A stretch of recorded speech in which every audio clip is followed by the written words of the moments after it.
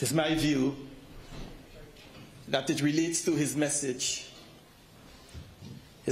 of universality, of universal views,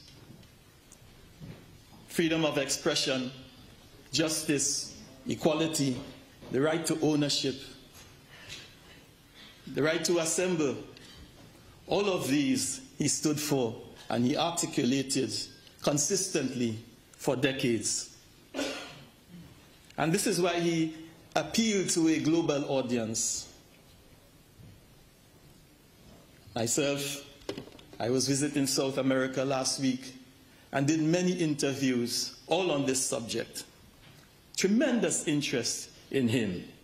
And as my colleague says, we at the Middle East Monitor feel a sense of duty to come together with our partners and colleagues at the Sharq Forum to honor his memory, to pay tribute to him for his achievements over the years. But Jamal, on an internal level, he had certain views about his homeland: transparency in governance, accountability, consensus, in a word, democracy. He called for these, but these were not welcomed. And so the messenger was killed, but the message remains. His message remains with us, and we believe that long after those who murdered him have gone,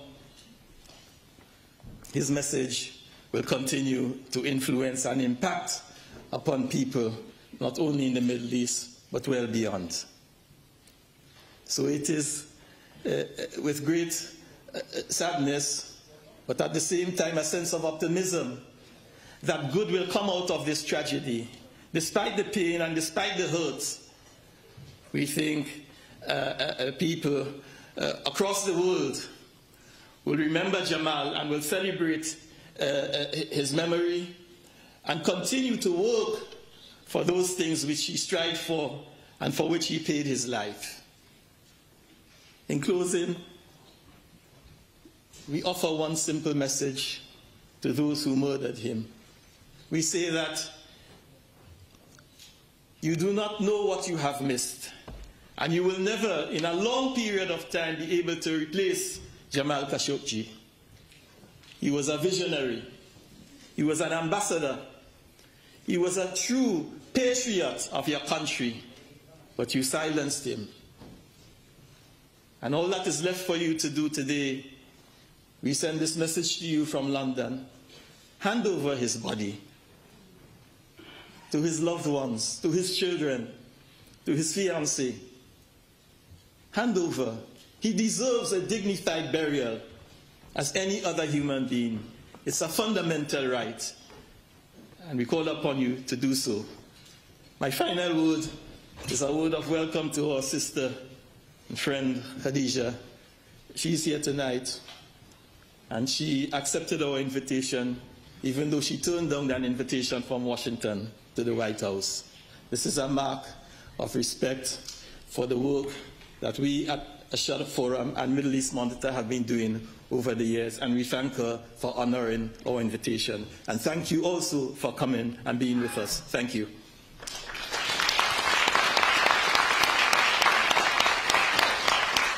Thank you. And I invite President of Al Sharq Forum and former Director General of Al Jazeera, Wada Kamfa.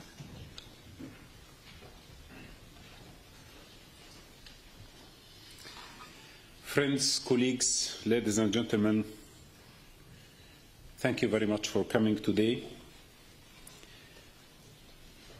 I thank Dr. Dawood Abdullah and Memo for hosting this gathering today. We were honored, both at Sharq Forum and Memo, to have Jamal. The last two contributions Jamal did were to a Sharq Forum conference in Istanbul, and then immediately after that to Middle East Monitor conference in London. I have 5 messages today. The first is to his family, friends, to his fiancée, who is with us today. Your loss is great. The agony of following up the news daily of what happened to Jamal was unbearable. To follow up the shreds of news about what the murderers did to his body in the consulate of Saudi Arabia in Istanbul was not something that any child, any person would love to see, not for any other fellow human, also to his father, to someone he cares about. Jamal loved you. Few days before his murder, he spoke to me about his feeling towards his sons and daughters who were left behind in Saudi Arabia, about his family, about his hope of building a new family in Istanbul, the new marriage that he was planning for. I laughed with him here in London. I said to him, Jamal, it seems to me that you are 10 years younger than the time that I saw you before. He laughed. I said, this is a new love. It was a new love. He was preparing to get married. He was telling me about his flat that he owned in Istanbul and the way that he's going to furnish it and the way that eventually going to settle. He said, exile is not something easy. He said, when I wake up in the morning and find myself alone, I question myself and I say, why did I leave my homeland? Why did I leave my family and land? Is it worth it? He says, then later on I say, yes, it is worth it. I have a bigger mission. So I tell his children, his sons and daughters, that all of us are grieving with you. I tell his fiancée, who is sitting with us today, that all of us are Jamal's family and friends who will follow the ideals and carry the ideals that Jamal stood for. Some people, you don't have to build gilded statues and marble monuments for them to be remembered. Even maybe we might not have a grave for the body of Jamal. But I think in every heart, in every good heart in this planet, Jamal shall reside, and his memory shall continue. The second message is to his colleagues, especially journalists across the world. Thank you for this great and noble stance that you took about Jamal. I am proud as a journalist to belong to this global family that decided not to allow this murder to go unpunished. A lot of cover-up was meant to end it and to classify it as a mystery or enigma or something that the future and history will tell about it. The President of the United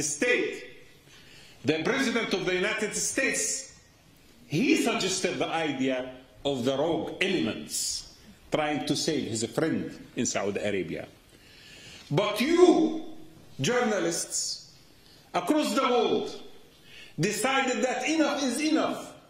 This is the tipping point of keeping silent to the atrocities and the crimes that these regimes in our land are committing day and night. And thank you for that, because you have put the issue of Jamal as a headline globally in 5 continents. And I think that will never be forgotten. It will be a landmark in the history of journalism. It will be a bright moment when the solidarity of journalists across the world stood up together in order to fight this cause. And believe me, continue the fight. I start sometimes hearing the statements about the issue of the mystery of Jamal's issue, Jamal's killing. There is nothing mysterious about it. It is the most clear crime committed ever. We know where it has been done. We know who did it. We know what time. We know what happened. We know everything. What is mysterious about it?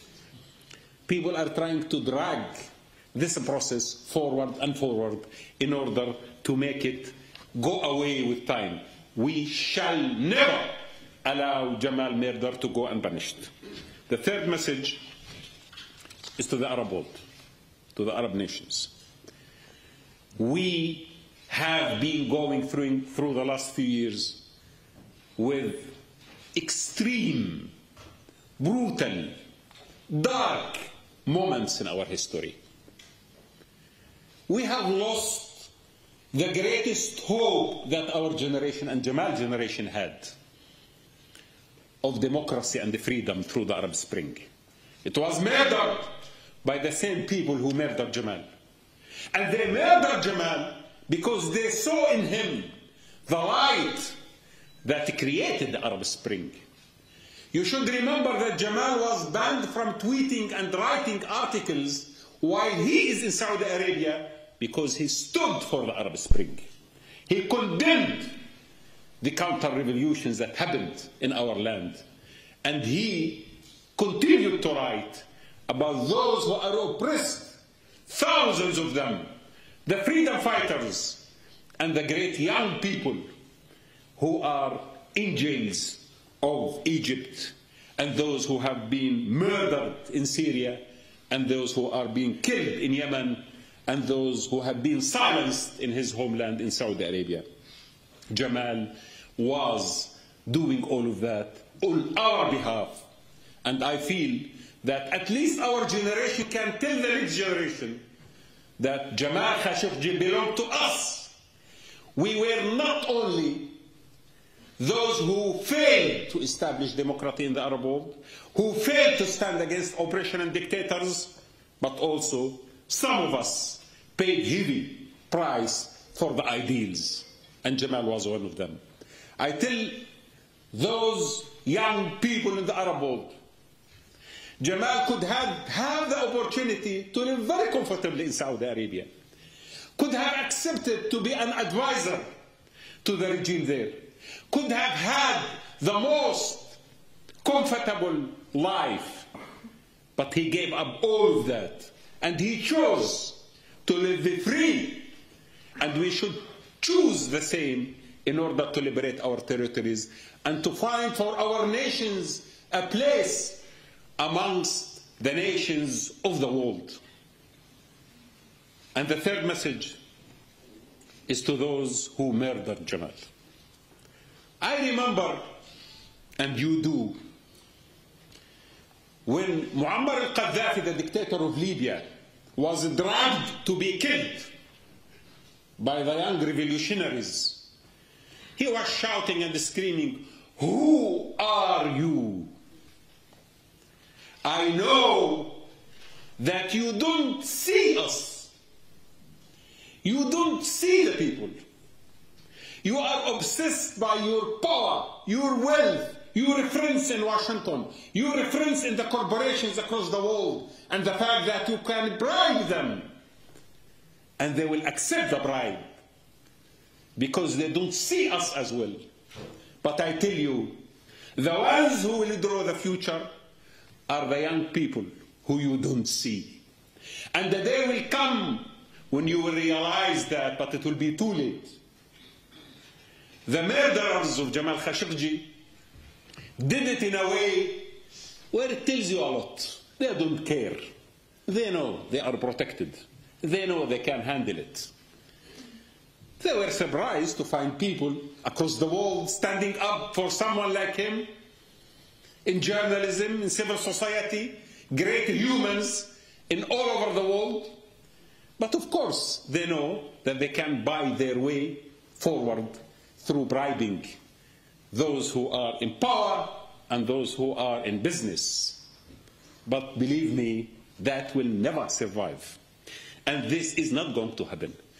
I see in the eyes of young people in the Arab world, in the cities and towns, in the countryside, in the villages, in the refugee camps of Syria and Yemen and Libya and Tunisia and Morocco and Palestine and Jordan and Iraq, everywhere, I see that Jamal is becoming the hero.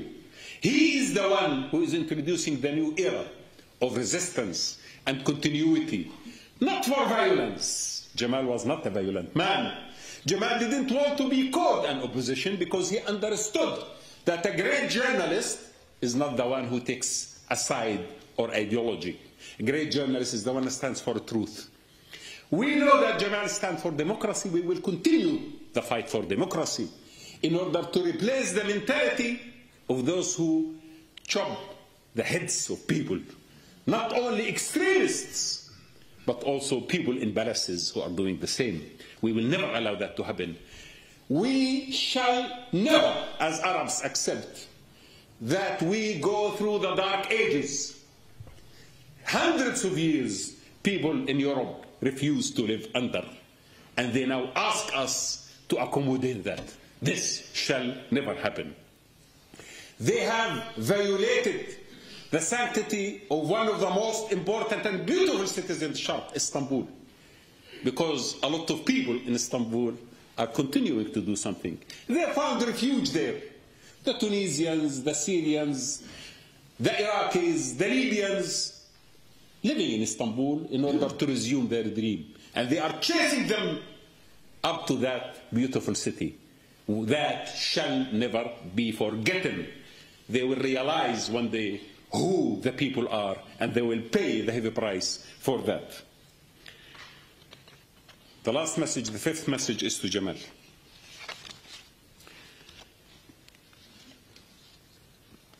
When we met here in London, we spoke about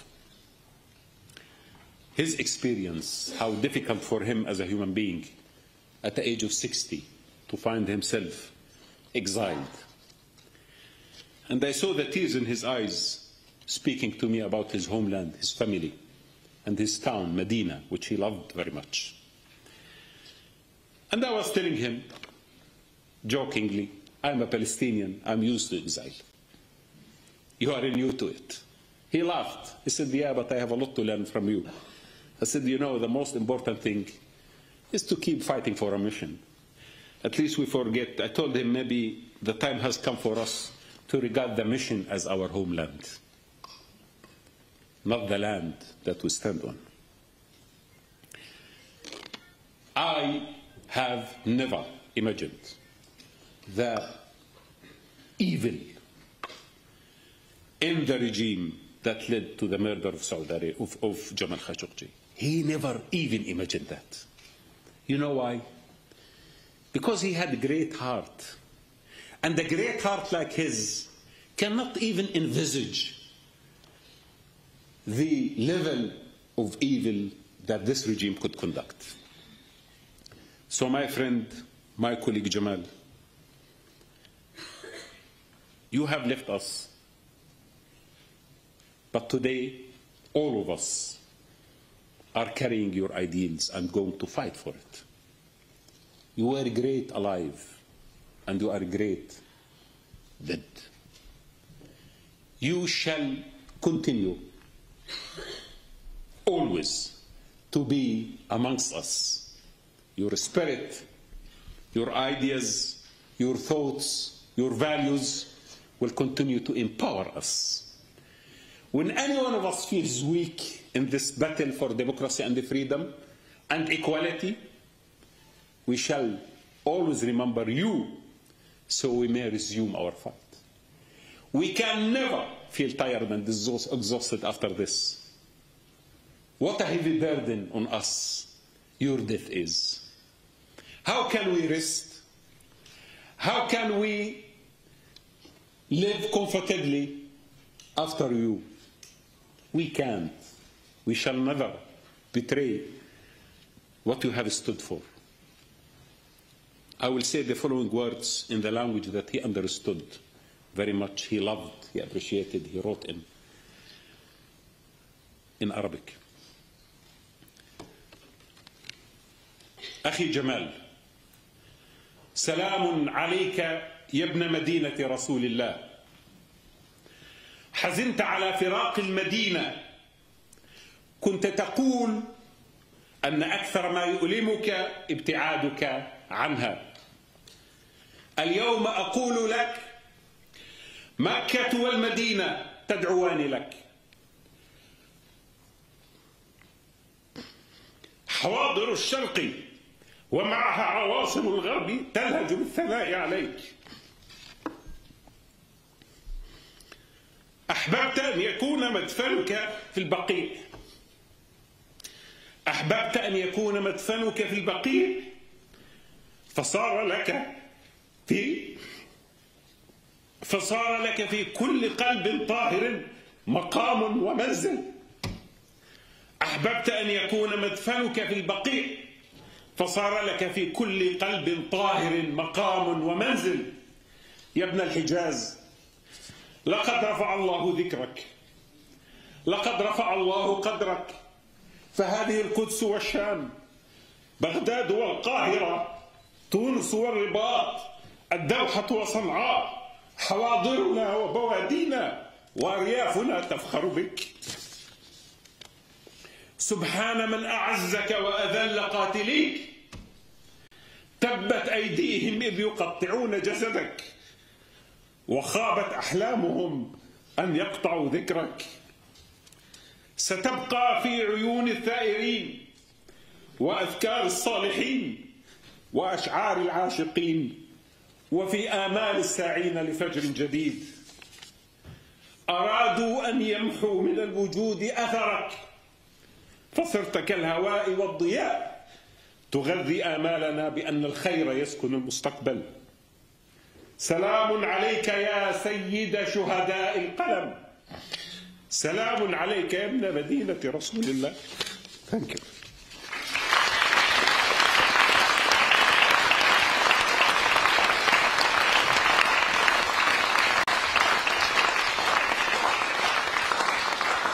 Thank you.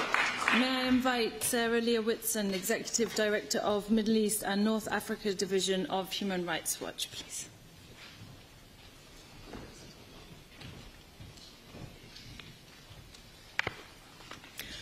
Good evening. When I started to write my remarks today, I realized that I didn't really want to address you. I wanted to address Jamal. So I wrote to him. Dear Jamal, hello from London. I'm here speaking at your memorial, when just a few months ago we were sitting in my house in New York, building our plans for our hopeful future for the Middle East, designs to nurture and support the best and the brightest, the boldest and most courageous, the people dedicated by faith or wish, but mostly by determination. I don't believe in the afterlife, but I want to believe you can hear me. I know I can hear you. I know we can all hear you. Your voice has only amplified in your death a roar to your real-life whisper, reaching millions more than you might have ever dreamed of reaching. 2 million Twitter followers? Ha! That's nothing to the audience you have commanded and raised up today. Dear Jamal, I miss you, and you have left a void for all of us. I still remember the day I met you almost 15 years ago when you were working with Prince Turki in the Washington Embassy. Friends whispered in my ear, he's a good guy. And from then, we became friends. I miss our sparring on Syria, as we never agreed on how best its people might find lasting security. But Jamal, I would shout. But Sarah, you would gently and quietly respond. I will pursue your vision of peace and friendship between Saudi Arabia and Iran, something I know had become very important to your own personal political evolution. I will honor your commitment to standing by Saudi activists, writers, and scholars who today are languishing in jail, but will one day lead their people forward.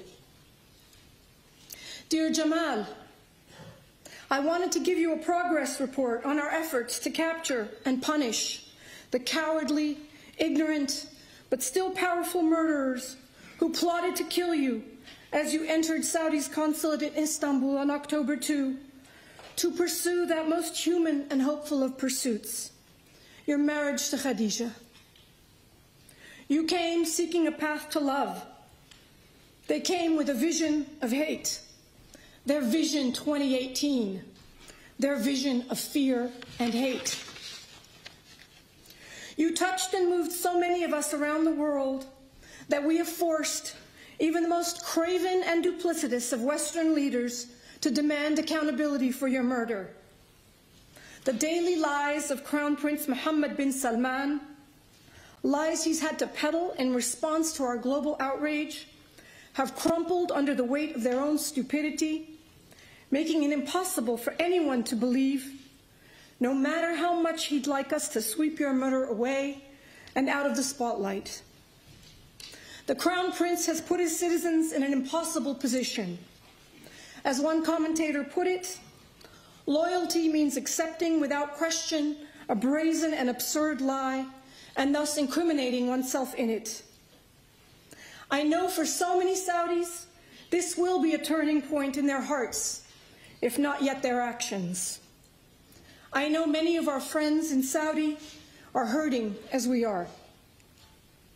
Your murder has revealed the Crown Prince not only to be a reckless, sadistic murderer, highlighted by defiling Salah's hand by insisting he shake it, but an unreliable and treacherous ally to even his circle of thugs, seeking to pin the blame on his most loyal associates.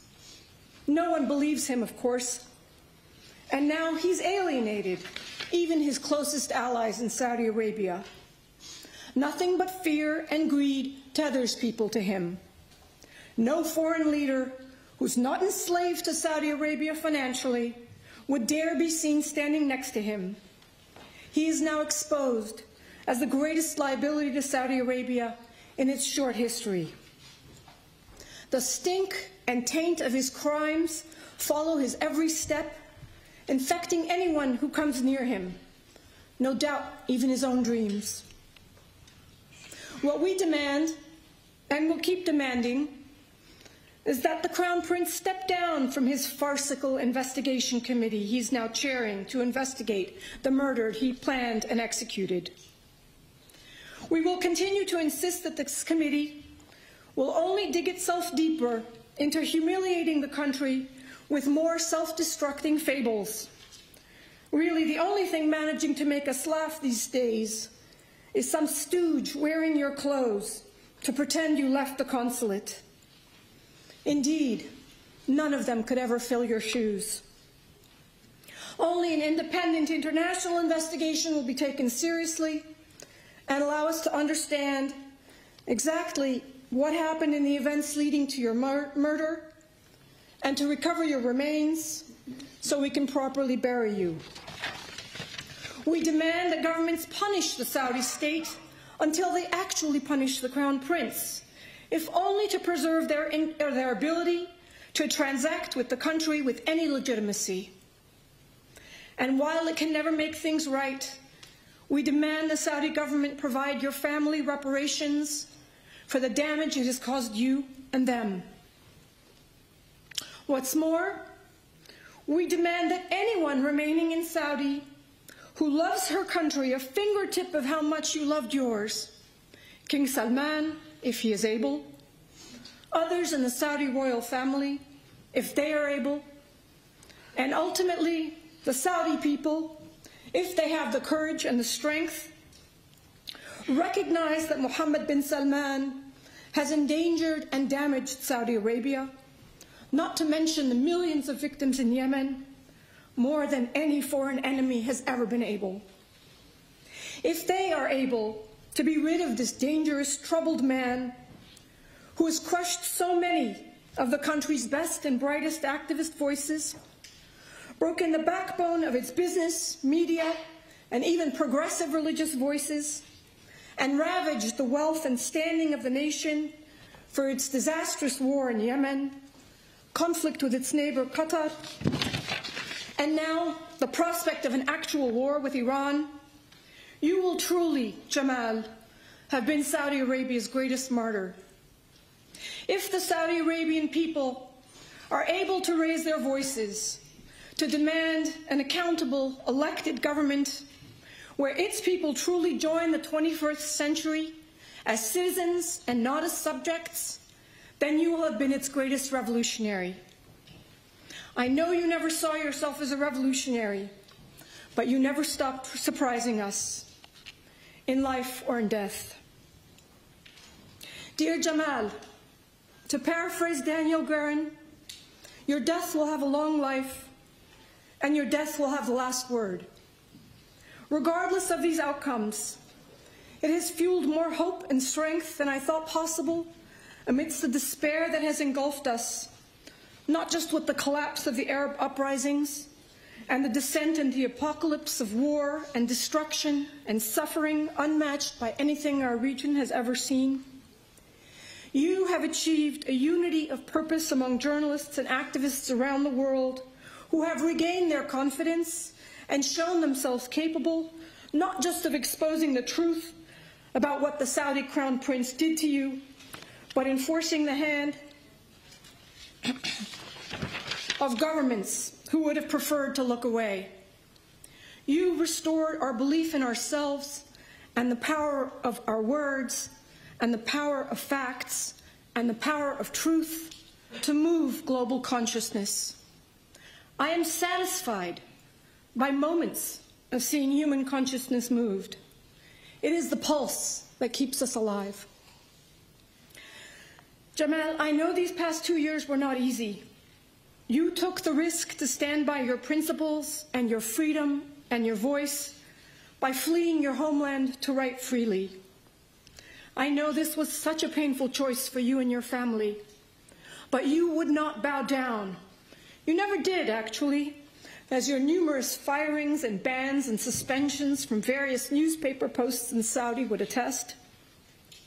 And generations of Saudi children will remember you and esteem you as the Saudi man who did not bow down, the Saudi man who raised his voice, the Saudi man who took a detour for love, the Saudi man who paid for his freedom with his life. You have given your people a hero to believe in.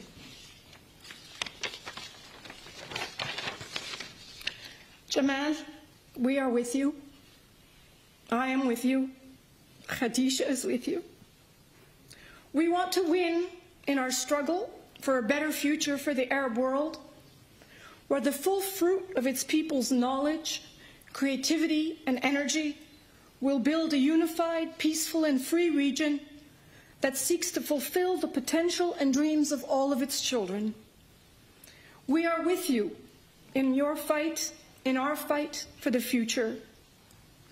We have our victory simply in our pursuit of truth and justice, in keeping the pulse of our humanity beating. Thank you.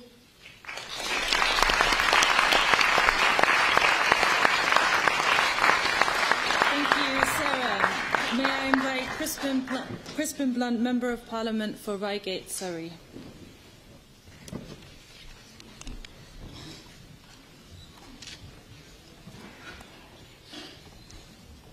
I very much regret that I have no personal remembrances to share with you this evening. I share everyone's sense of loss of this remarkable man in the cause of openness, accountability and progress in his country, particularly as I'm contemplating a line of work to advance democracy, human rights and good governance and accountability in the Middle East. Literally days before he was stolen from all of us in this appalling way, his name was put to me as someone whose support could be of vast importance to my efforts. And for those of us who applaud and admire his work without knowing the man, our work will be to deliver his legacy. However, having returned from a conference in Bahrain today, I was struck by the numerous conversations I had with those who did know him, of the quite extraordinary personal qualities he seems to have possessed. And the title of Jamal's unfinished final column, "What the Arab world needs most is free expression," should be taken alongside his column of a year ago when he said, "Mohammed bin Salman is acting like Putin. He is imposing very selective justice.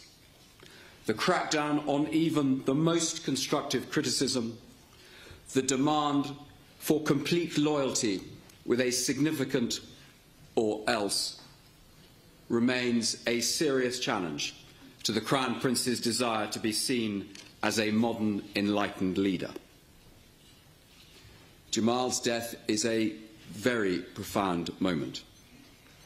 If the Saudi state does not deliver full accountability for his murder, the legacy will be one of terror, where all Saudis will not be free to even whisper criticisms of their leaders, even within the family or with the closest of friends. The price of dissent will have been made crystal clear. But there is another choice. His remembrance and his legacy can be bound into the policy of the Saudi state. The Saudi state can do penance for this appalling atrocity against both an individual and the principle of freedom of expression by both asserting and in practice delivering that freedom of expression in modern Saudi Arabia. The advantages are obvious for a consultative monarchy of a discussion of policy that includes criticism and dissent, that not only improves its own policy, but where a vibrancy of debate and discussion can generate the ideas and initiatives to sustain enlightened reform. To this end, and not only to ensure these substantial British interests engaged with Saudi Arabia are not toxified entirely by association with a slide into terror, they must be leveraged to promote and advance the best of our values, which are universal, and to help deliver transparent reform in Saudi Arabia. At this moment of truth, Britain should consider every possible measure to try and make Jamal's dream for Saudi Arabia a reality. There are some obvious first steps. Release the women's rights activists, end the death penalty, reverse the criminalisation of satire. Don't define all your opponents as terrorists. If debate and freedom of expression brings violent repression, who is the terrorist in the proper meaning of the word? Jamal was a patriot who simply started to question his government's policies. And it's not as though he was some disinterested observer. He served in London as press advisor to Prince Turki Al Faisal before going to Washington, one of the kingdom's most impressive leaders. He also served as editor of the Saudi Daily Al Watan until 2010. Until June 2017, Jamal remained an important voice in the kingdom and supported both a crackdown on corruption and many of Mohammed bin Salman's ambitious reforms for his country.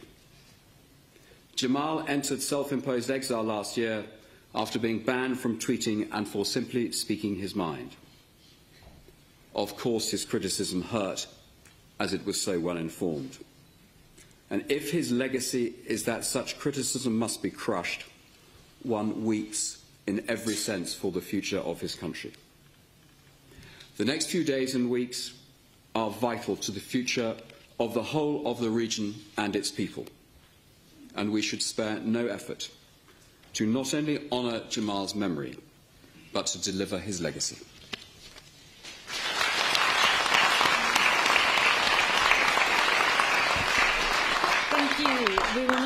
from Editor-in-Chief of Middle East Eye, David Hurst.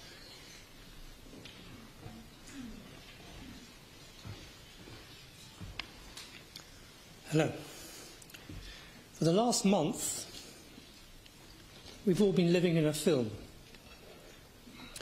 Something that could have been scripted by Quentin Tarantino. Tarantino locates his drama in one era, but this production has been located in two. The first is the 21st century, when a fast-talking 33-year-old Saudi prince strides onto the world stage, posing as a reformer, confident, corner-cutting, the scourge of the old, the bearer, we are told, of moderate Islam. Jamal told me that this moderate was building his fourth yacht. But this story is only 1 foot in the 21st century. The other is the 10th century. This is when the lords of the manor descended into their dungeons to hear the screams of their victims. Jamal was killed with medieval savagery. His screams were recorded by his killers. His death lasted for 7 minutes. This is the point at which a Saudi prince is indistinguishable from the Islamic State, where the moderate becomes the monster. Until Jamal's murder, the border between the 21st and the 10th centuries was frictionless. Imagine if Jamal had not stepped into the consulate. The great and good would have descended on Davos in the desert. Uber, Richard Branson, Christine Lagarde would have all fawned at the feet of the boy king while the population of Hodeidah starves. Tyranny with a lip gloss of liberalism. After 4 weeks of lies and bribes, an avalanche of evidence points to the Tiger Squad, a death squad whose commanders were handpicked by Mohammed bin Salman, but of whose deeds he is miraculously totally ignorant. He's unaware, too, of the 4 calls the head of the squad, Mutreb, made to his own chief of staff on October the 2nd, the day of the killing.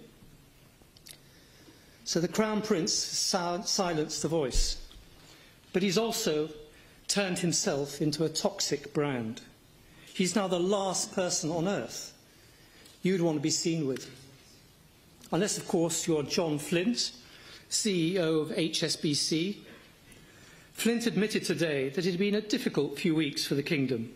He understood the emotion behind the story, but it was difficult to disengage with Saudi Arabia.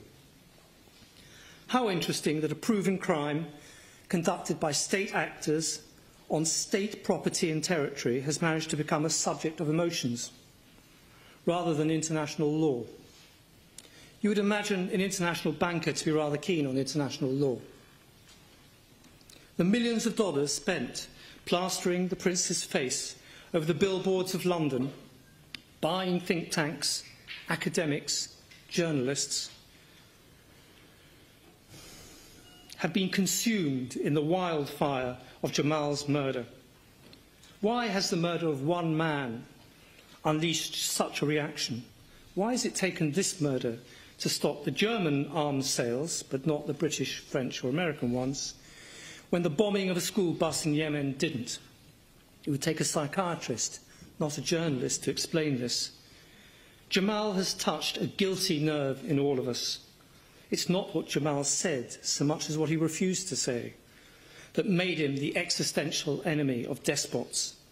It was his moderation, his credibility, his legitimacy that so alarmed illegitimate rulers.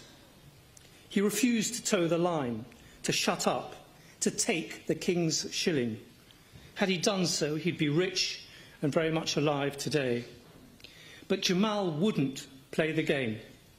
He once told me how humiliated he felt after a year of silence. What's the point of being a journalist, David, if you cannot write what you see in front of you?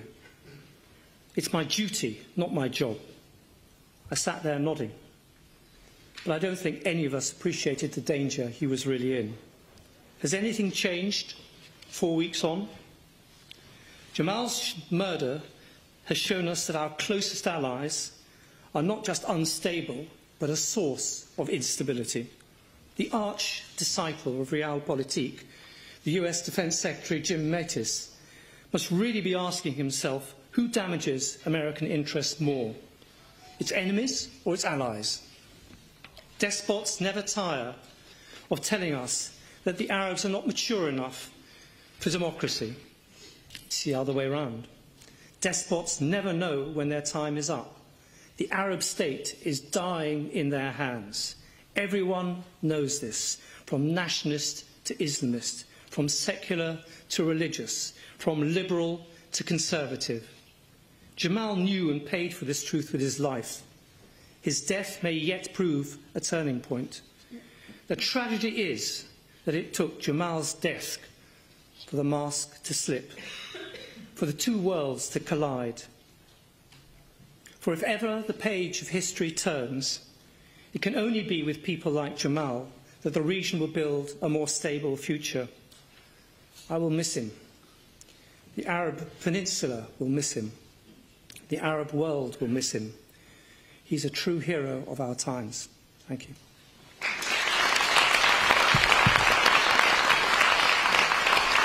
Thank you. It's now an honour to invite Jamal's fiancee, Khadija, to the stage.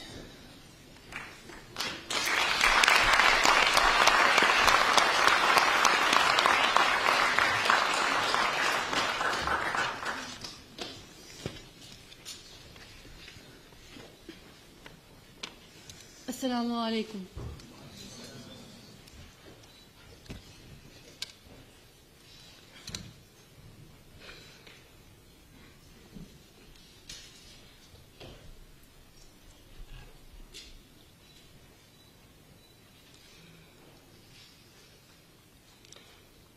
Cemal'in arkadaşları arasında olmaktan büyük mutluluk duyuyorum. Burada olmaktan büyük onur duyuyorum. Fakat aynı zamanda içerisinde bulunduğum duygusal ve psikolojik durumumu herhangi bir kelime veya cümleyle ifade etmem mümkün değil. I am humbled to be among the friends of my beloved Jamal. I am honored to appear here. Yet at the same time, I am in an emotional state which is hard to express in words. The disappearance of Jamal has left a void in my heart and soul. Cemal'in yok oluşu kalbimde ve ruhumda derin bir boşluk bıraktı.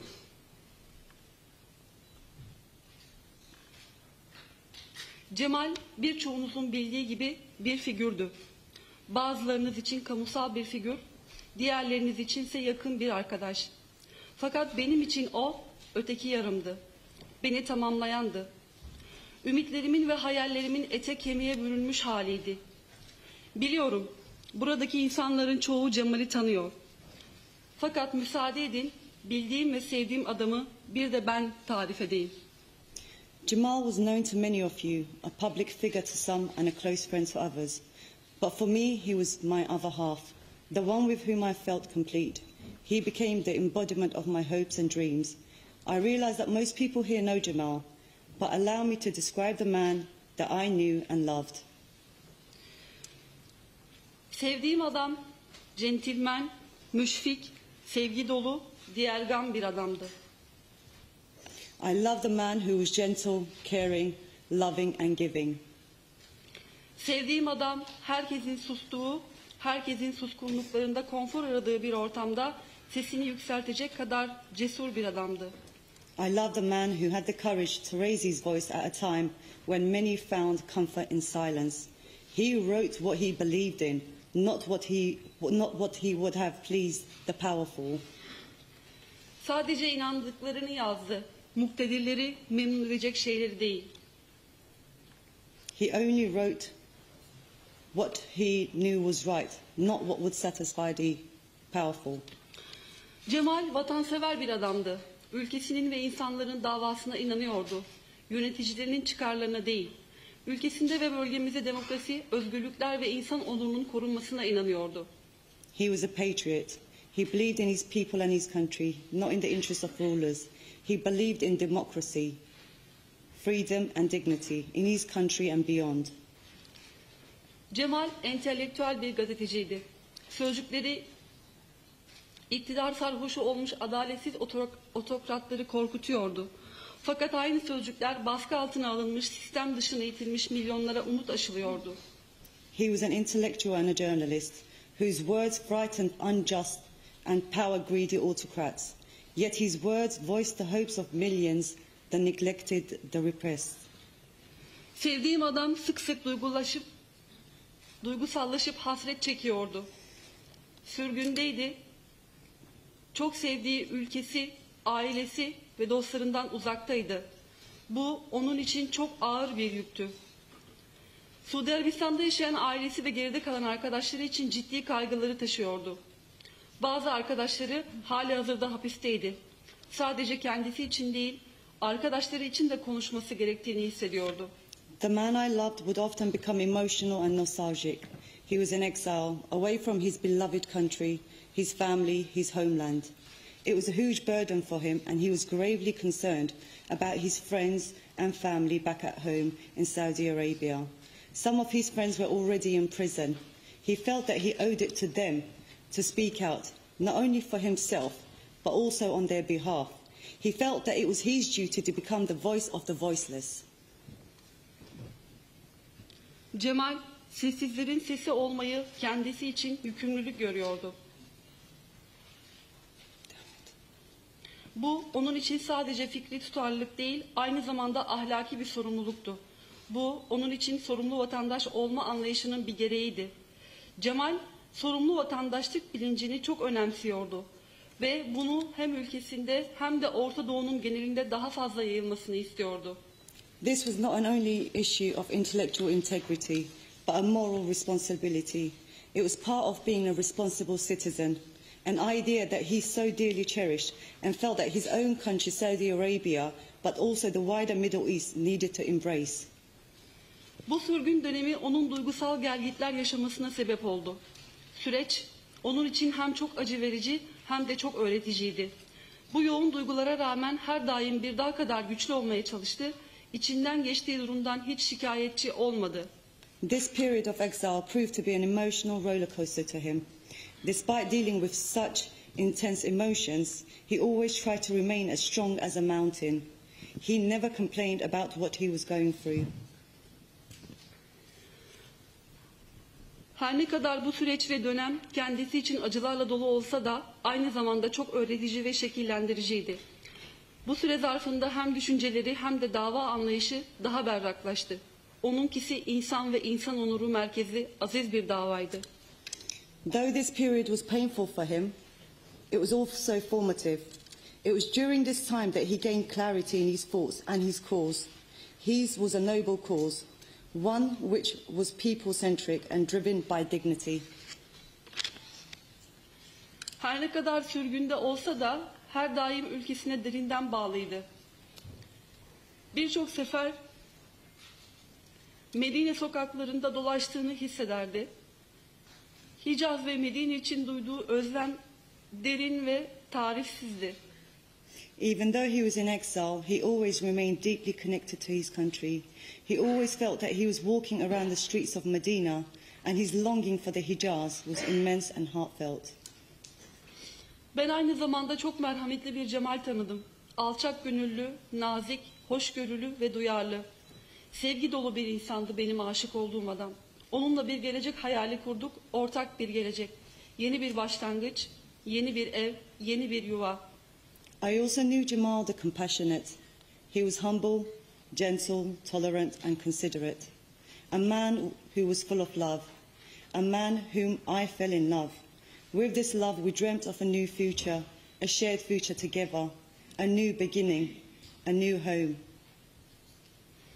Jamal'in Suudi konsolosluğuna girdiği 2 Ekim sabahı biz bu hayallerimizi gerçekleştirmeye çok yaklaşmıştık.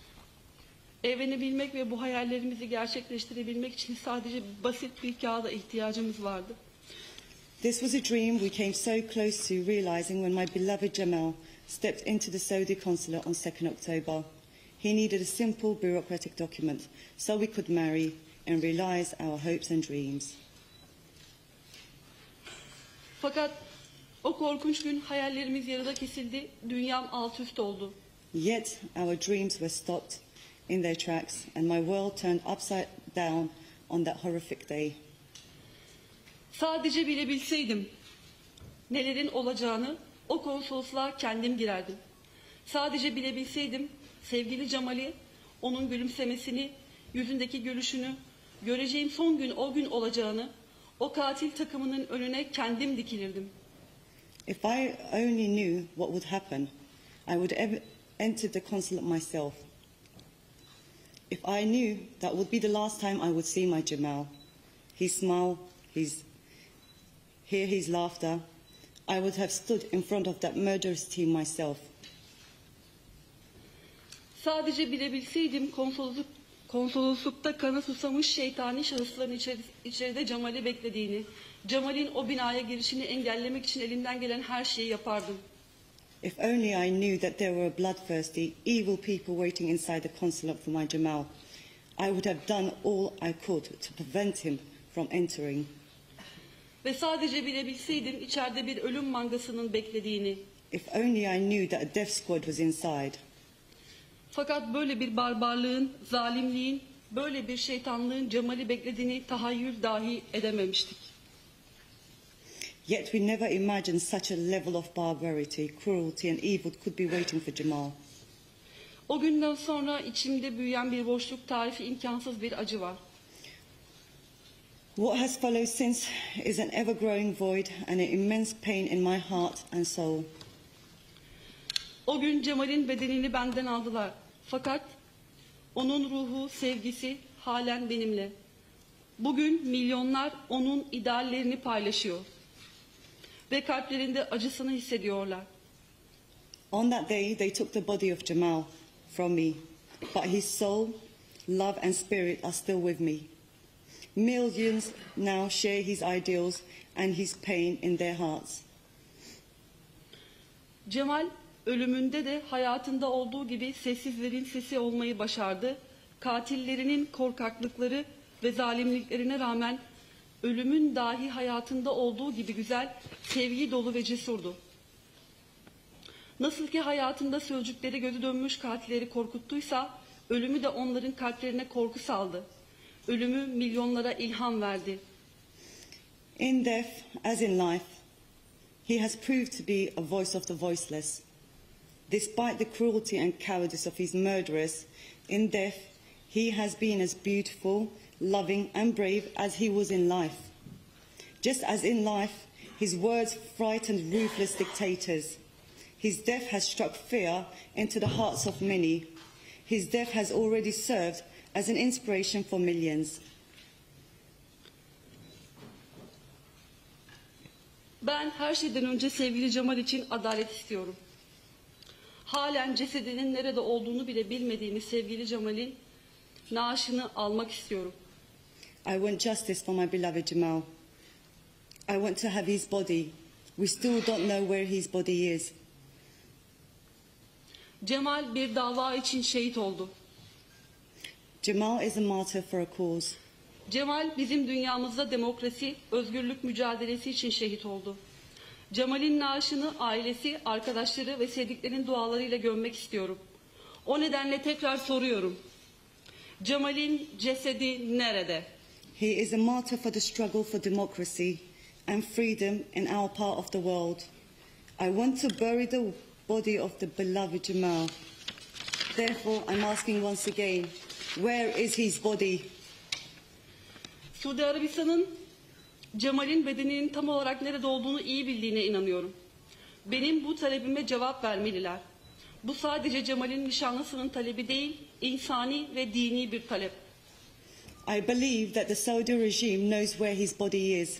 They should answer my demand, for this is not only the demand of a fiancé, but a human and Islamic demand from everyone, every nation. Adaletin yerine getirilmesini istiyorum. Bunu sadece sevgili Cemal'i öldürenler için değil, bu suçu organize edenlerin, bu emri verenlerin adalet karşısında hesap vermesini istiyorum. Bu sadece benim sorularım ve taleplerim değil, bu aynı zamanda milyonların isteği ve soruları. I want justice to be served, not only for those who murdered my beloved Jamal, but for those who organized it and gave the order of it. These questions are not just my questions. They are now being asked by millions. Ve bu acımasız cinayette siyasal liderliğin rolünün gün ışığına çıkarılmasını istiyorum. I want the role of the political leadership in this brutal killing to be brought to light. Jamal için adalet istiyorum. I want justice for Jamal.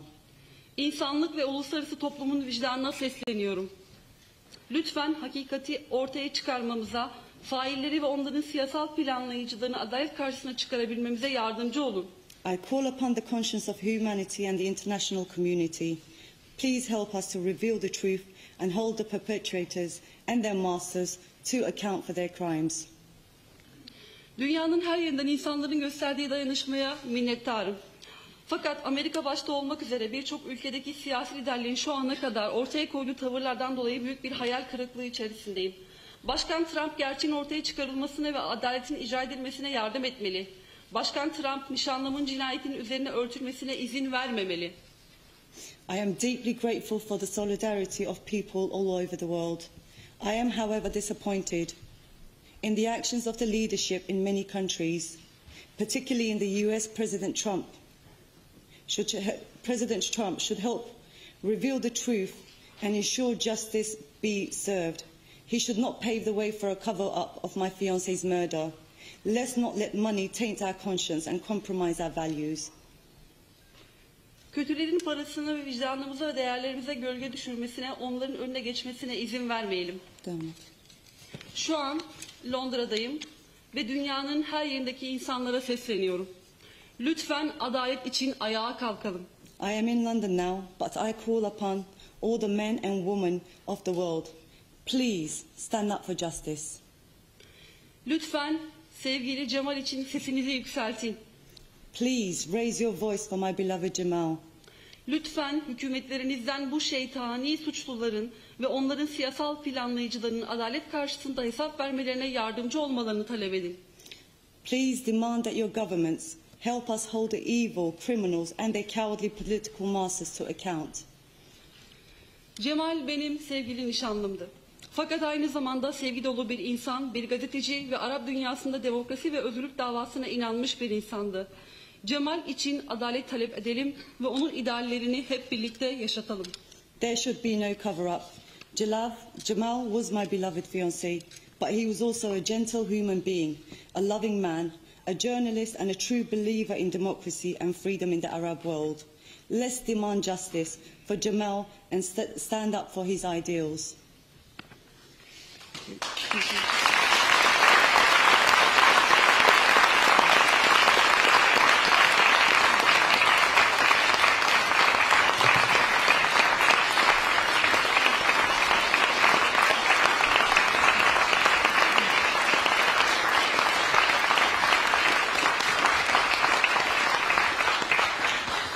Thank you. And copies of Khadija's talk will be available outside after the memorial. So now we will hear from Bill Law, Gulf Analyst with Gulf Matters.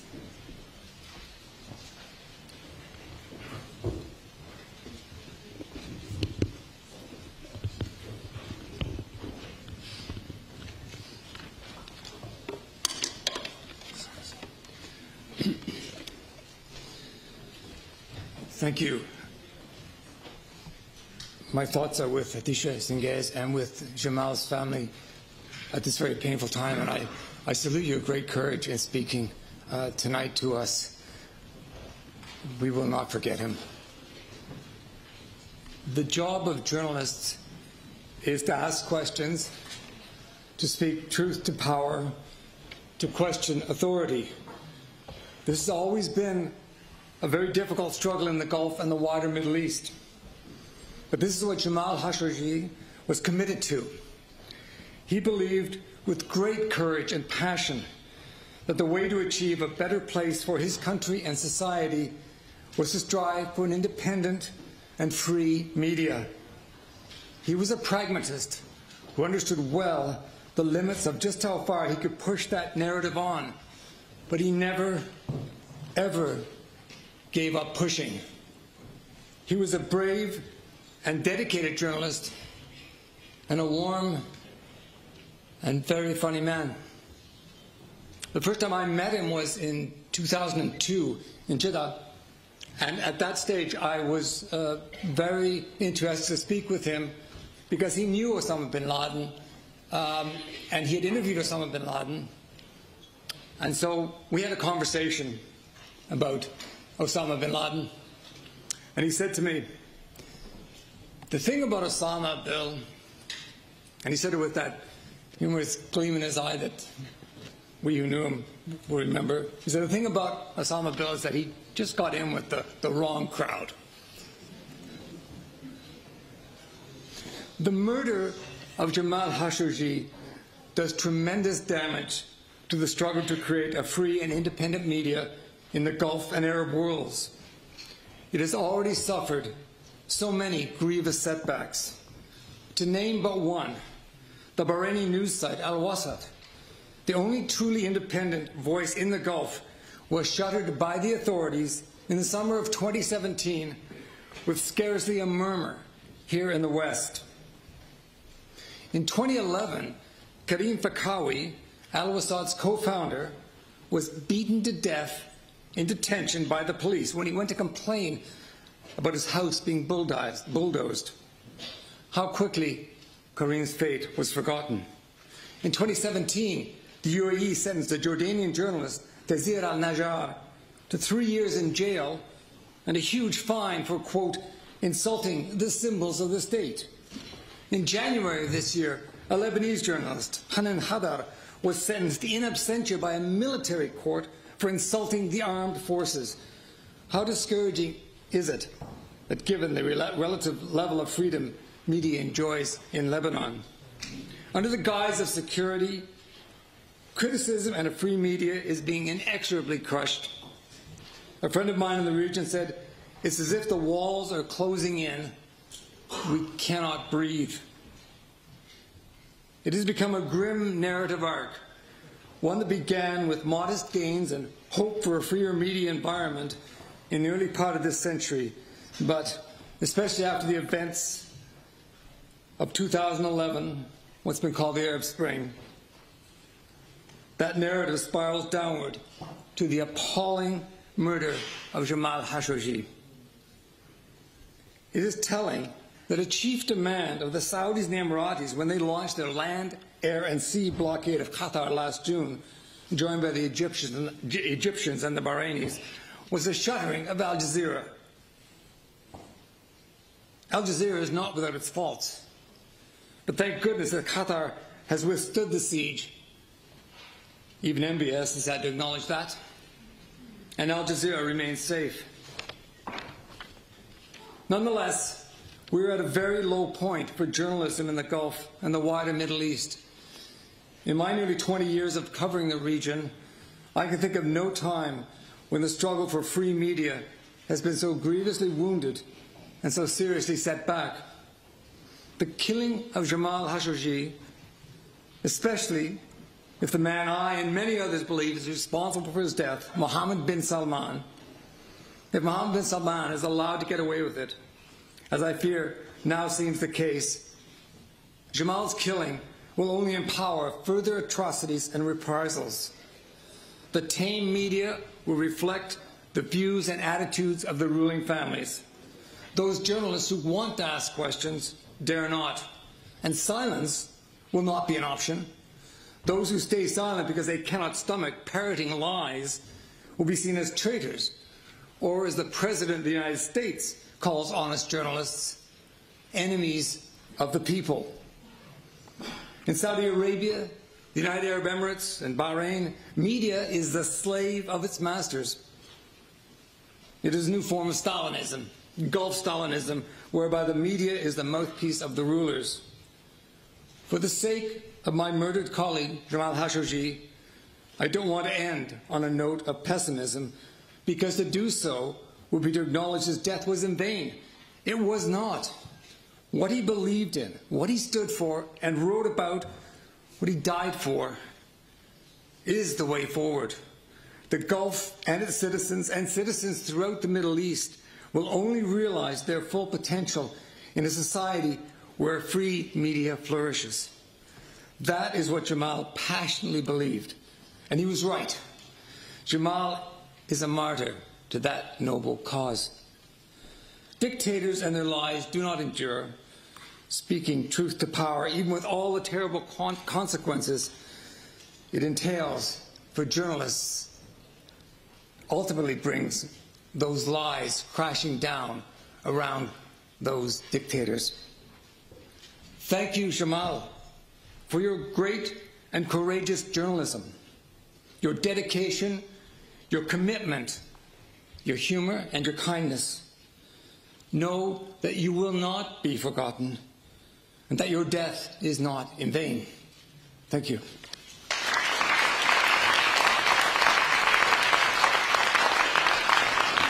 Thank you. May I call General Secretary of the National Union of Journalists, Michelle Stanistreet.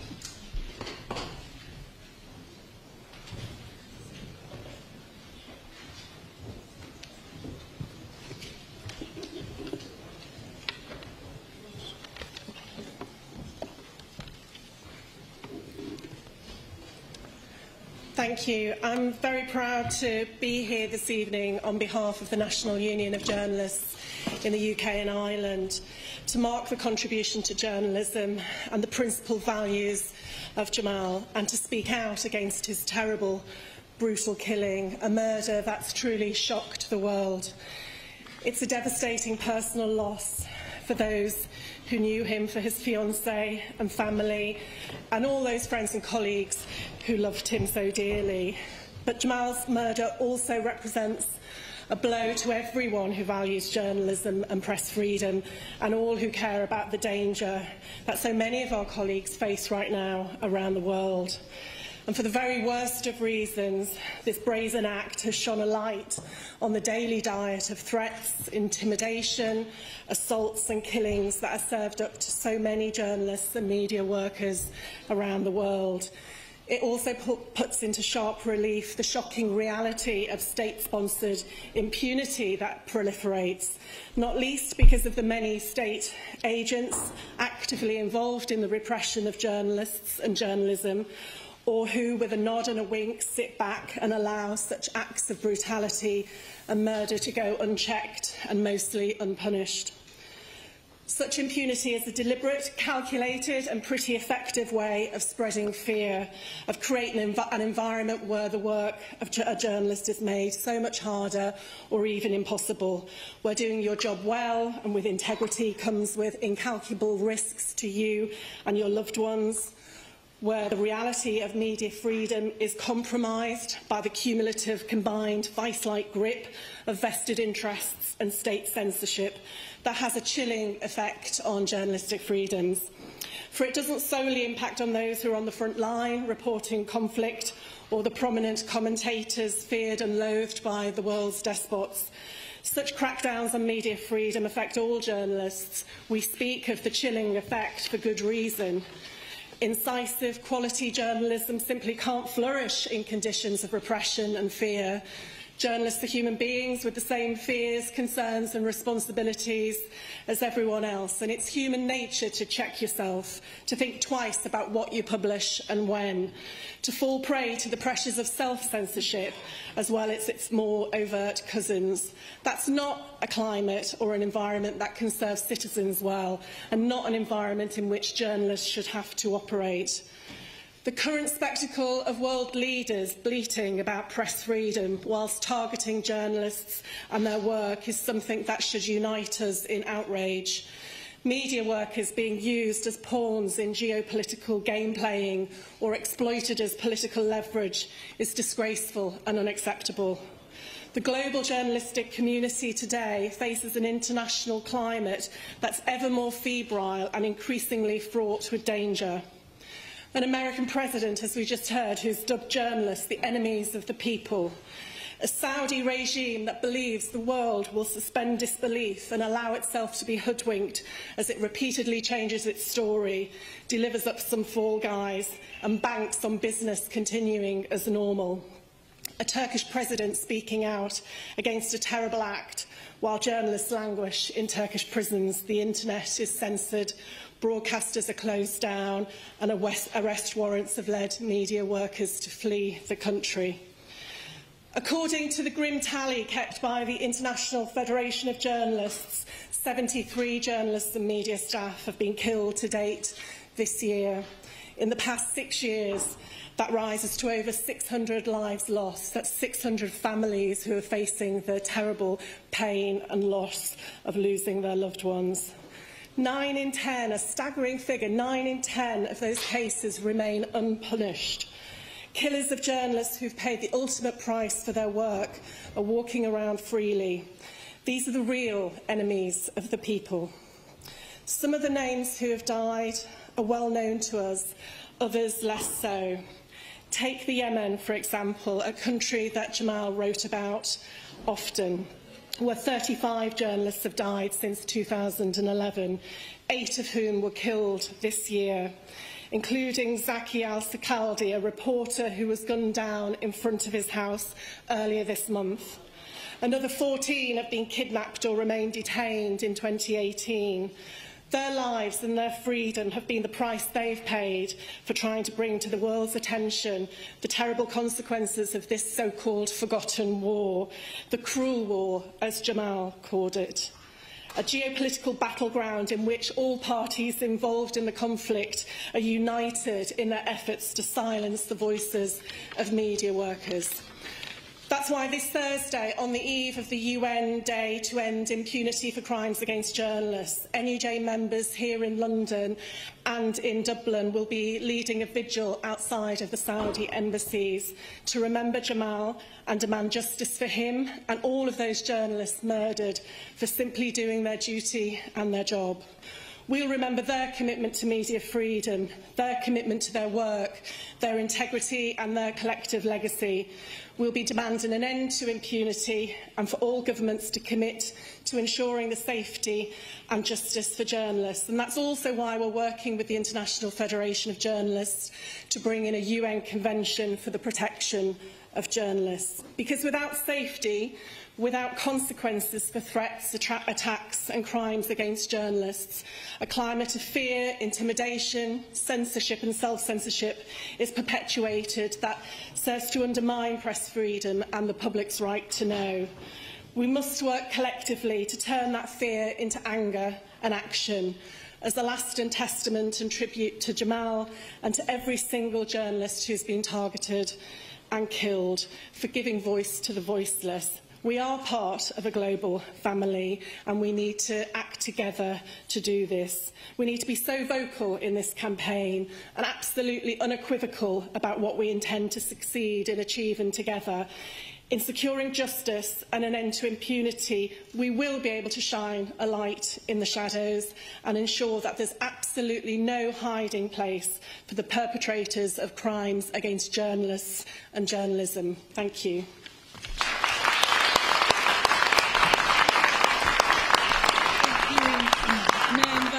Turton, filmmaker and war correspondent.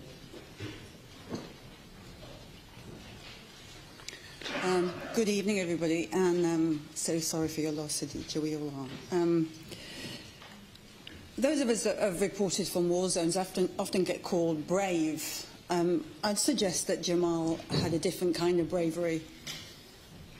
He'd become the most prominent Saudi commentator, and he never shied away from the difficult questions. He was fair, he was honest. When the phone rang from Al Jazeera, he could have just said he was busy. Maybe he should have. But instead, he came on to Al Jazeera, and despite the crackdown, despite Qatar and the Saudis now being sworn enemies, said what he thought about MBS. He said whether he thought he was doing a good job or a bad job. But he didn't not speak, he didn't not turn up. And that, in my world, is a pretty brave thing to do. So how do we honour that bravery? How do we honour his sacrifice? Well, I'll just quote one of his very last article in the Washington Post, when he talked about his friend, the prominent Saudi writer Salah al-Shahi, being thrown in prison. He talked about how the Egyptian authorities shut down the whole print run of the newspaper Masri al-Yawm. And then he said, these actions no longer carry the consequence of a backlash from the international community. Instead, these actions may trigger condemnation, quickly followed by silence. So how do we stop his death being followed by silence? How do we create a campaign? How do we do something in his name that hopefully protects journalists like Jamal in the future? When my colleagues at Al Jazeera were thrown in prison and they and I were convicted of terrorism in Egypt, we looked to the journalists of the world to create a campaign, and they delivered. Boy, did they make some noise. Right across the world, they got behind the campaign to try and get the guys out of prison. We also looked to the West. We looked to the governments. British government, pretty useless. The White House delivered. Obama was there at the time, and he sent John Kerry out, and every meeting they had with the Egyptian authorities at that time, he made some noise about our journalists. He did his damnedest. On the day of the verdict, I'm told his voice could be heard from one end of the embassy to the other when he heard we'd been given the guilty verdict. But they worked very, very hard on our behalf, and of course, in the end, we got the journalists out. But that campaign had something to rally for. Every day we woke up and we knew the boys were still in prison. We had something to shout about. If only Jamal had been thrown in prison, we'd be in that position today. But he wasn't. So what's our campaign now? How do we get behind his name to try and protect journalists in the future? How do we try and stop journalists self-censoring? When you're sitting in Turkey and you're thinking, what should I report or what shouldn't I? There's always that check at the back of your head that goes, what will the Turkish government respond in what way to this? As we did in Egypt. What are the journalists going to be thinking now? Not just the journalist diaspora that don't live in their country anymore because they can't speak truth, but report from other countries. What protection are they going to have now, and what are they thinking? Can they still report? We just heard that President Trump just today called the mainstream media the enemy of the people. That means that if the boys were in prison today in Egypt, they'd stay in prison, because there's no way President Trump would lift a finger or make a noise on their behalf. So our challenge isn't just to try and use Jamal's name in a way of protecting in the future, but it's also to recognise what's going on in our industry is having a trickle-down effect from the Trump mentality, if you like, and how that's permeating across the sorts of countries like Egypt and Saudi Arabia to think that they can do this kind of premeditated, disgusting murdering and nothing will happen. If we can do anything in Jamal's name, maybe it's that. Maybe it's stopping the silence. And I'd like to leave you just with a take on a poem that was actually written about the Nazis. First they came for the journalists, and I did not speak out because I was not a journalist. We've no idea what they did after that. Thank you.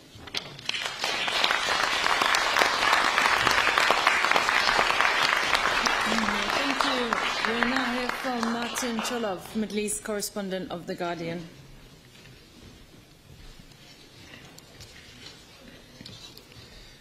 Good evening, everyone. It's my pleasure to add my voice to those of my colleagues and the touching testimony of Khadija Cengiz, whose future was taken away from her so shockingly. The perspective I want to bring tonight is one of a regional correspondent. I've been based in the Middle East for 13 years, and throughout that time, the voice of Jamal Khashoggi has loomed large. It's never been far away. It is fair to say, though, that in the last year, or last 15 months, Jamal's voice had never been stronger. His presence was remarkable. He resonated in ways that nobody else did. He had transformed from an important part of the Saudi establishment to being the most influential political pundit in the Arab world. And this transformation had come at a time when it was most needed. I listened to my colleagues before talk about this bleak landscape, this bleak media landscape in the region where self-censorship is prevalent, where there is no editorial independence in many of the countries that some of those that have been covering this matter. But the clawback of journalistic freedoms has been pervasive and profound, and it's been shocking to watch. And it was such a relief in many ways to see a figure like Jamal emerge in the last 15 months. He became a leader in so many ways. I last saw him in June last year, 2017, just before he penned these words in the Washington Post, which were, "I have left my job, my home and my family, and I'm raising my voice." Now, that in itself was a simple statement of intent which went a long way towards establishing him as not just a regional figure, but as somebody of global significance, a Saudi national who was prepared to break free from those shackles. He was an insider who became an outsider. He was a potent threat because of that. I put him in touch with The Guardian. He wrote a couple of columns for us, and after that he ended up in Washington producing the most pointed, insightful criticism of the Saudi regime of anyone on the globe. And he did so not as a reflexive critic, he did so as a patriot. He did so as somebody who loved his homeland. His criticisms were not blanket, they were targeted, they were reasonable, they were fair, and they were potent, and that's why they did the damage that they did within the Saudi regime, because they cannot and they will not accept dissent in any way, shape or form. He did so also as a brazen accommodation was forced upon his homeland. The trade-off under the reforms, so-called reforms of Mohammed bin Salman, were limited social freedoms, economic reforms, but an elimination of civic discourse, dissent or criticism. And for him to be able to step forward and with the platform that he had, the presence that he had and the access to stakeholders that he had in Washington intimidated the House of Saud. He knew Saudi Arabia, he knew its secrets, he knew its weak points, and he was prepared to press them. He correctly picked also the character flaws in the man who ended up ordering his death.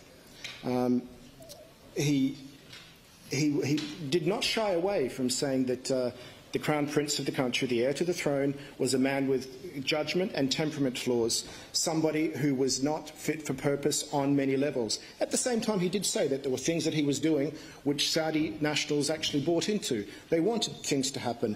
But what he was providing was a platform of measured criticism which was challenging a man who was used to nothing but absolute power, and he was not prepared to tolerate this discourse that he was bringing. For the past month, I have covered these extraordinary events, both initially from Istanbul and from Riyadh. And it's been very clear that there's been a shock that transformed into an anger, and then a demanding for justice, which has been pervasive and prevalent. There has been a collective voice which has risen. And while I hark back to this fear that regional journalism is in a perilous state, I actually have seen a glimmer of hope in the last few weeks. Almost a tipping point. In Riyadh last week, and Riyadh is a lockdown place where even in taxis or in hotel lobbies, people will not criticise the regime. Until last week, where I must have had a good 15 to 20 people open conversations with, "This cannot happen to our country. What they have done to this man is haram." Now, that in itself is something to cling on to. This seems to be a moment where Saudi voices have been empowered because of the shocking circumstances of the death of our friend Jamal Khashoggi. Saudis themselves know the blatant fiction that says that a team of 18 hitmen could be sent from Saudi Arabia to Turkey to kill somebody. 4 of them are members of the Crown Prince's security detail. One of them is a forensic scientist who works for the General Intelligence Directorate, and the Crown Prince doesn't know about that. Of course that's wrong. Saudis know that, and they are using that blatant fiction as a pressure point against the regime itself. Also, seeing the force of international pressure brought on by journalism in many ways, diplomacy and others, It's given people a confidence to come back to the power of facts and evidence. It's partly restored, in my view, the value of truth. This is your legacy, Jamal, and it's a remarkable one, that in an age of narrative, objective truth starts to matter again because of the life that you lived. Now, the last year has been such a bleak landscape across the region where reality has been shredded by a relentless onslaught on reason. But I do hope, just in closing, that this shocking event, which has rocked us all, is going to mark a moment. Jamal saw himself as having a duty to speak out. He told me in an email last year that in some ways he regretted not having done so earlier. We had a to and fro on that. It was clear the political landscape that he came from, and it was clear that once he'd made that decision, he went full-throated and he went for it. And Jamal, when you did speak, it mattered. Your life and your untimely death has sparked a hope that I think, from my time in the field, both in Turkey and in Saudi Arabia in the last month, has been palpable and tangible. People are daring to raise their voices, to criticise and to challenge. A Saudi leadership that had enjoyed total impunity until early October doesn't have that anymore. The licence that it had been given by its allies to do whatever it pleases has been partly taken away from it, at least. Even Trump is struggling to defend the royal court at the moment, although I think he will go back to that default position. Jamal would always say, and this is something that he said in conversations with me many times, that he did not expect people to agree with him or even like what he said. The fact that he could speak out is why he was doing it. Talking out mattered. He wanted to debate. He wanted to contest for ideas, to challenge, to argue. They were rights well worth fighting for. And for that you will stand in history as a giant of your country and of the region and of the craft that you so loved of journalism. Thank you.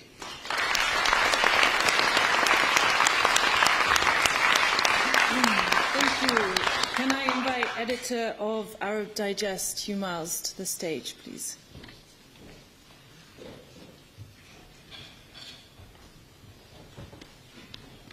Good evening. It's a great honour to be invited to speak at this memorial event. I'd like to start by paying my respects to Khadija. I think we can agree has been a model of dignity and grace throughout what must have been a terrible ordeal. My connection to Jamal's story is that I'm a journalist who for the last 8 years has been following the Saudi programme to kidnap and kill dissidents and defectors living abroad. I regret to say I never knew Jamal personally, but I admired his journalism, and I could see that he was a very remarkable man who certainly never deserved to die in the horrific way that he did. Now it is our solemn duty, the duty of the international community, to stand up for Jamal and make sure the people who perpetrated this terrible crime are brought to account. No one says it's going to be easy. We all know many governments, firms and individuals have deep interests in the status quo and do not wish to rock the boat. But the wild trajectory of MBS, the dire situation in Yemen, and the terrible impact of the Saudi-backed counter-revolution across the region no longer permits the luxury of procrastination. It is time to side with the right against the wrong, with the weak against the strong, and with the oppressed against the oppressor. It is time to get on the right side of history.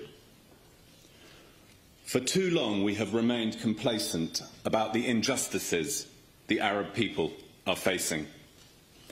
For many years, our leaders have propped up despots across the Arab world who deny the people their basic rights and force them to live in bondage, a modern-day slavery.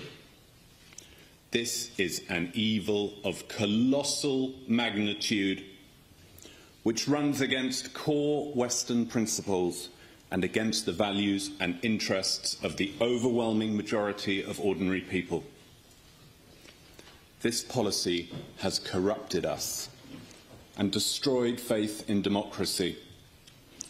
It has led to a massive wave of terrorism here on the streets of the UK, as well as in many other European countries. Who can calculate the damage done by Saudi Arabia spending hundreds of billions of dollars across the world on a deeply intolerant version of Islam? Who can calculate the damage done to our democracy by Saudi corruption in major arms contracts? The most powerful opponents to reform are not just politicians and special interest groups in Washington and London.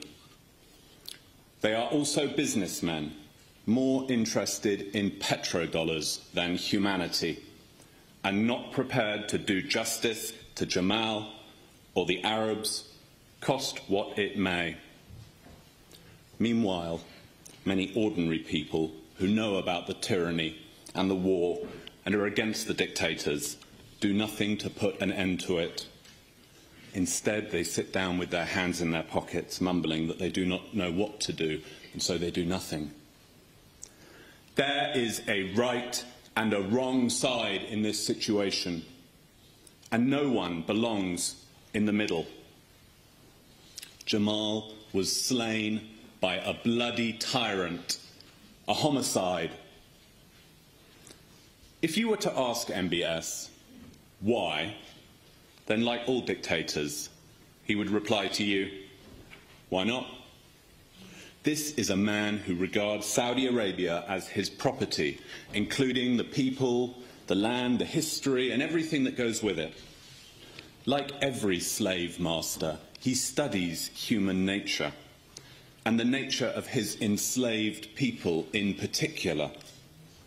He wants to find ways to impress on them the boundlessness of slave territory and of his own limitless power, and so preserve the wall of fear.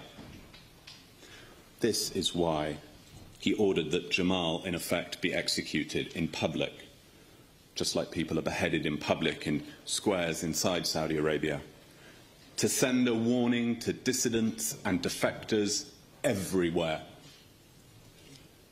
The time has come for the West to stand up for the Arabs, not for the despotic regimes that govern them. If we respect them, they will respect us. But if lobby groups and industry are allowed to dictate Western foreign policy in support of regimes whose days are numbered, this will undermine relations between us to the detriment of us all. The system which the tyrants depend on is already on its deathbed. The only question is how costly they are going to make the funeral. Every passing hour, MBS, Mr. Bonesaw, is violating the just and inalienable rights of his own people, and so every hour he silently but surely is whetting the knife of vengeance for his own throat. Every word he says in support of the regime invites the sword and asserts the right of the rebellion of his people and people across the region. Jamal never supported violence. He did not even call for the overthrow of the regime. Instead, he pinned his hopes on reform on the international community, and he expressed his views through his journalism. Without debate, without criticism, no country can succeed. If the Saudi regime was built to last, it would have had nothing to fear from a humble journalist like Jamal Khashoggi. Thank you.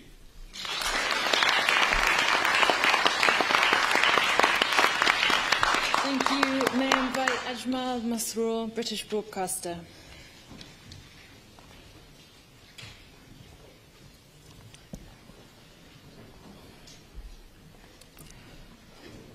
Good evening, ladies and gentlemen, and assalamu alaikum, peace be upon you all. I'd like to begin by offering a prayer for Jamal, who has passed away. May God have mercy on his soul and grant him the highest of rewards, and his family and friends patience, and the civilized world the endurance to be able to put up with this horrifying experience.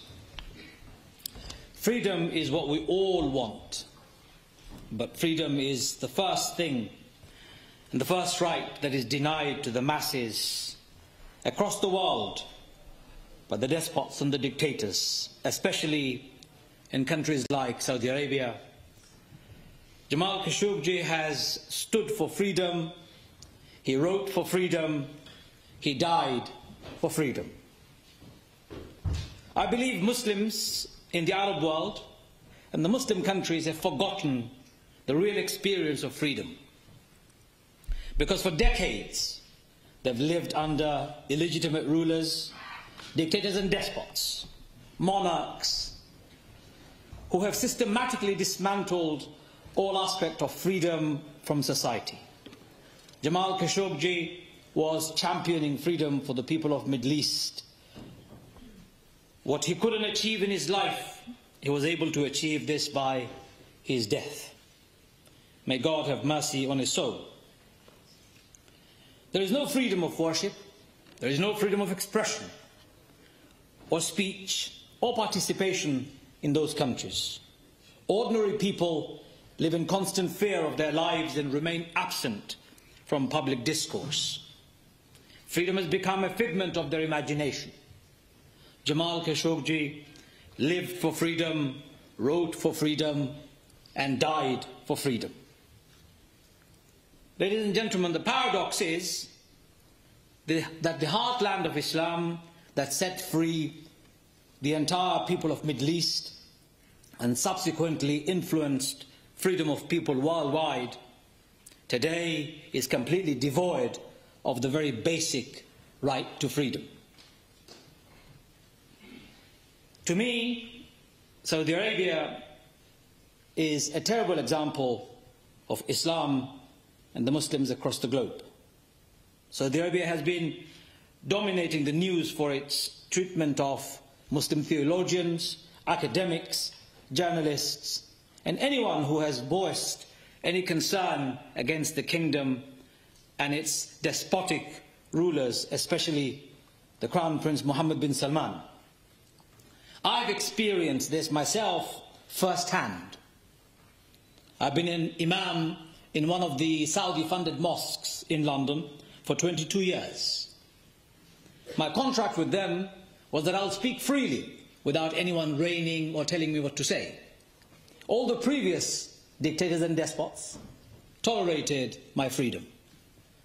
But Mohammed bin Salman has shown a very different attitude towards even people like me.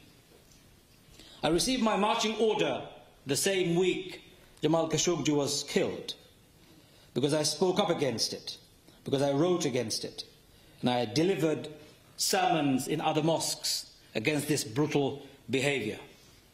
After 22 years, when they told me to get lost, I told them I was waiting for it for 22 years. It's a badge of honor that you've told me to go. I was only serving because people there wanted me, not because the authorities wanted my speech or my freedom. I am still alive, ladies and gentlemen. I've only lost one platform. Hundreds of other platforms have opened, and many mosques have opened their doors. However, our dear friend, our brother Jamal Khashoggi has paid a huge price with his life. May God have mercy on him, on his soul. These leaders do not hesitate to cut down thousands of people to restrain all of us and our freedom and sustain the status quo. Their reasons for draconian rules and restraints are purely selfish. They wish to remain in power eternally, and they wish to enjoy nations' wealth illegally. How to return freedom in the Arab and the Muslim world requires rethinking and robust actions. Jamal Khashoggi's death has paved the way, in my view, for that struggle. It has paved the way for our governments to shed its double standard and hypocrisy, its cover-up and its arms deals. Britain, America are at the forefront, and I'm ashamed of our government's stance and its silence. You all know that freedom is never absolute, but nevertheless it is your absolute right to be able to make choices freely, including express your thoughts freely, take part in discussions and debates freely, to be able to determine your own future freely, and freely partake in elections, either as a voter or as a candidate for public office. You can forget that for the Middle East. Hasn't happened, and when it did happen in Egypt, Saudi Arabia and some of the other culprits bankrolled the destruction of democracy and supported return of the Pharaoh, the dictator general Sisi. You should be able to take your leaders to account freely, and you can forget that in the Middle East too.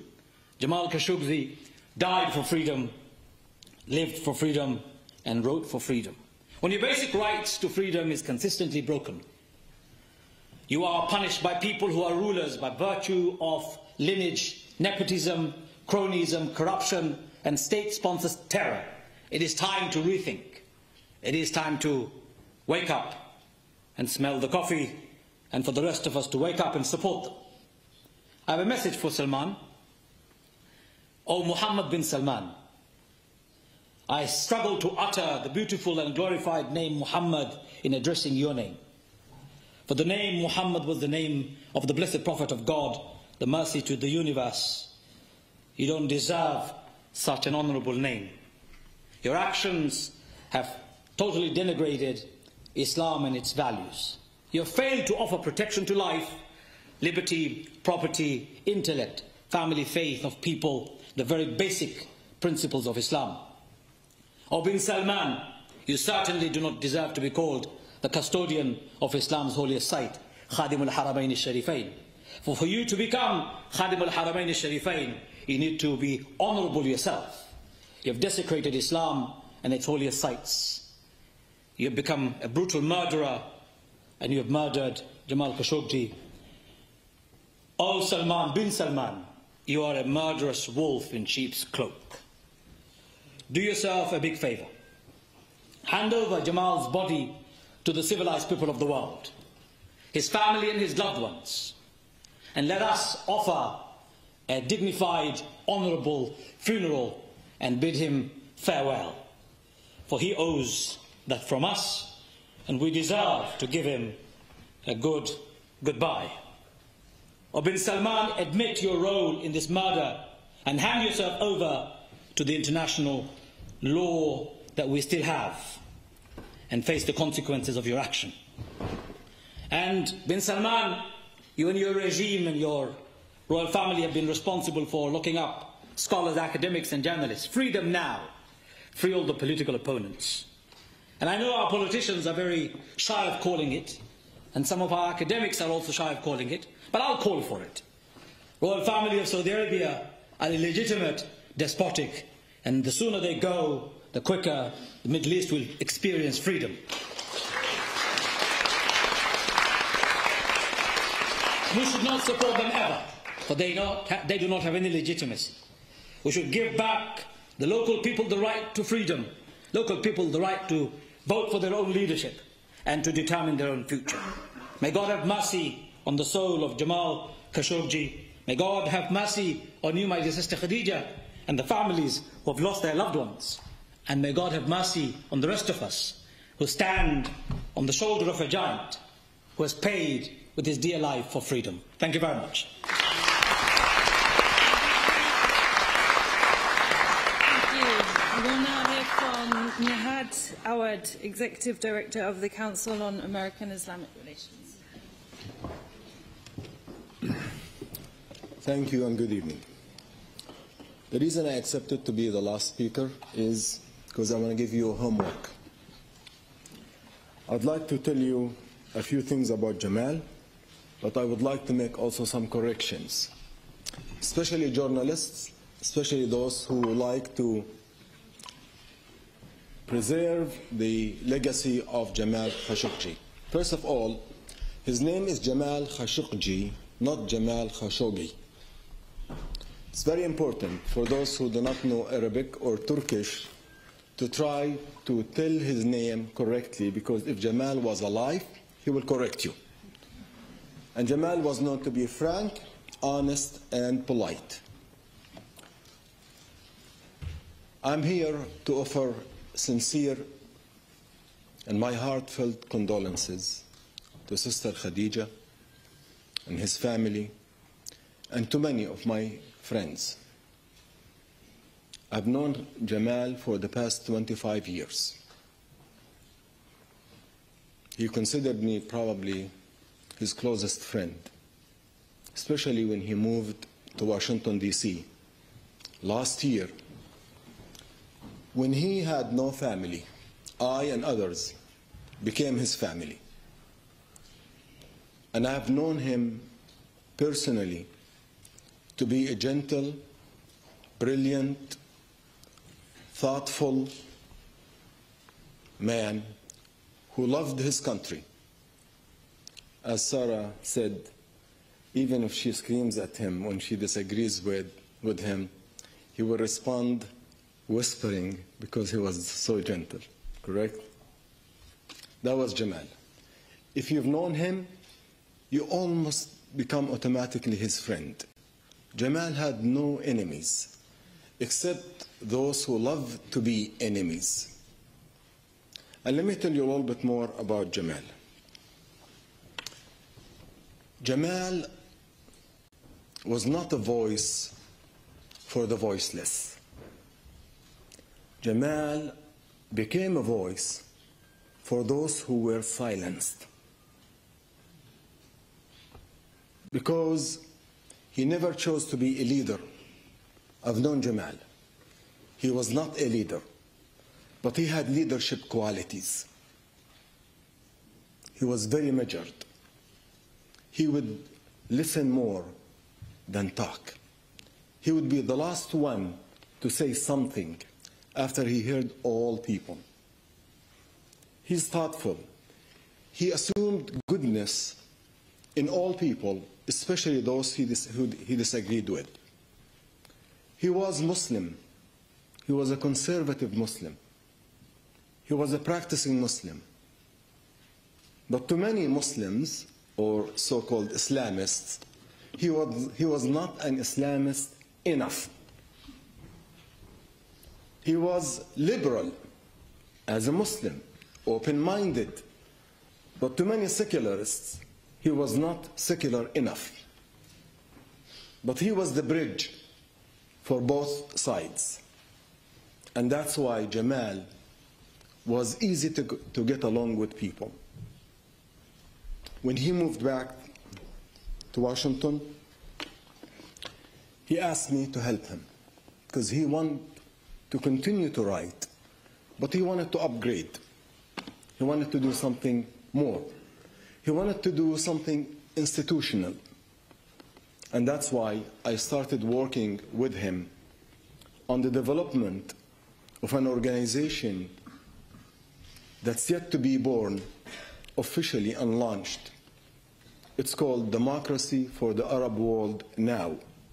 The abbreviation is DAN, D-W-A-N, which in Arabic also means Fajr. The Arab world will see a new dawn because Jamal, like Muhammad Bouazizi, who the Arab Spring is attributed to, the Saudi democracy, God willing, will be attributed in the future to Jamal Khashoggi. Now, I would like to give you homework. Moving forward, they silenced Jamal, they killed his body, but they did not anticipate the biggest mistake they've done in their lives. They have amplified his voice. I landed to Heathrow a few hours ago. I took an Uber. The Uber driver was telling me about Jamal Khashoggi. He's from Romania. And he did not know that I was Jamal's friend and I was coming here to talk about Jamal. When he dropped me off, he came and he gave me a warm, deep hug. That's what Jamal. Now moving forward, to preserve his legacy, Jamal was the voice for those who were silenced. You and I should become and continue to be his voice. Do you agree? Ready for some homework? I know it's a memorial, but let's honor him the way he deserves. I want you to become like Jamal, a committee of one, which means never be discouraged if you are alone. Become an army of one like Jamal. Believe in yourself even if your friends are discouraged. And do something. When you see something, not say something, do something. We are planning to launch this organization very soon. Jamal had a hard time recruiting people who are willing to work with us. I would like you to consider supporting this organization when it's announced officially. Number 2, Jamal's name should be attributed to a major change in the way we look at journalism and freedoms. But Jamal Khashoggi's name should be inscribed in all Saudi officials. And how? In Washington, D.C., we have a petition to rename the street where the Saudi embassy is sitting after Jamal Khashoggi.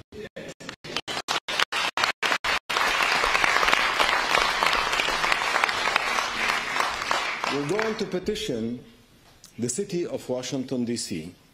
to name the roundabout in front of the Saudi embassy after Jamal Khashoggi's name.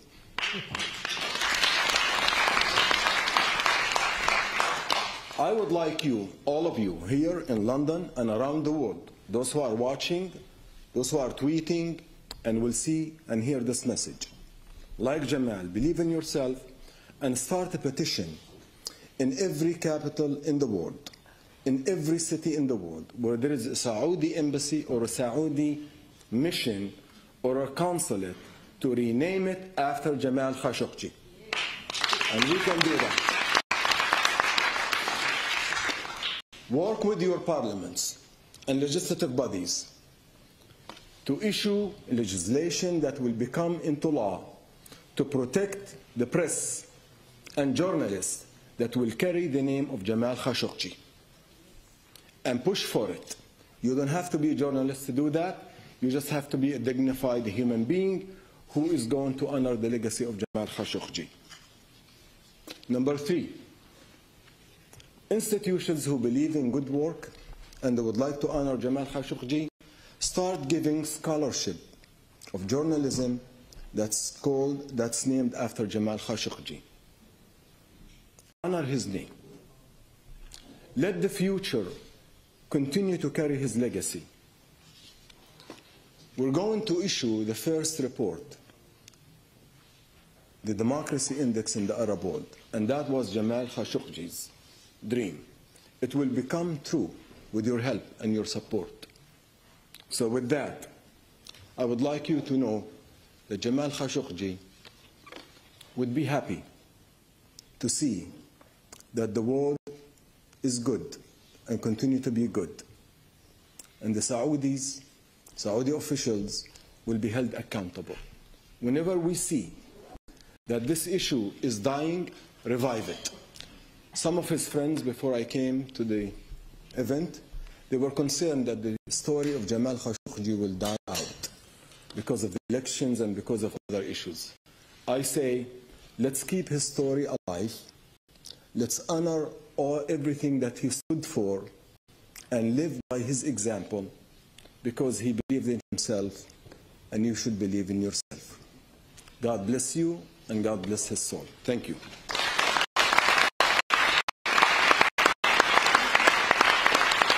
Thank you everyone for attending this incredibly moving tribute to Jamal. The fact that so many